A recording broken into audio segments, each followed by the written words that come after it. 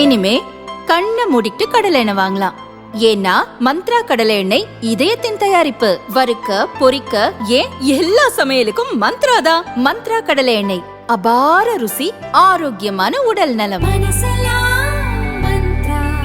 தமிழக சட்டசபை தேர்தல் ஏப்ரல் 23 நடைபெற உள்ளது.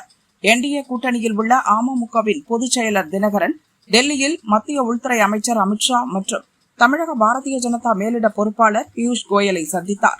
அப்போது அமமுகவுக்கு இரட்டை இலக்கத்தில் சீட் ஒதுக்குமாறு தினகரன் வலியுறுத்தியுள்ளார். குறைந்தது 12 தொகுதிகளாவது வேண்டும் என்று கேட்டிருக்கிறார். இதுகுறித்து அமமுக வட்டாரங்கள் கூறும்போது, கடந்த லோக்சபா தேர்தலில் என்டிஏ கூட்டணியில் தேனி, திருச்சி ஆகிய 2 தொகுதிகளில் அமமுக போட்டியிட்டது. தென் மாவட்டங்களில் அமமுகவுக்கென கணிசமான ஓட்டு வங்கி உள்ளது.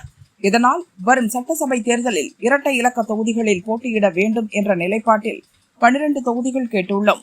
அதை பரிசீலிப்பதாக பாரதிய ஜனதா தலைமையும் சொல்லியிருக்கிறது என்றார். அதை பரிசீலிப்பதாக பாரதிய ஜனதா தலைமையும் சொல்லியிருக்கிறது என்றனர்.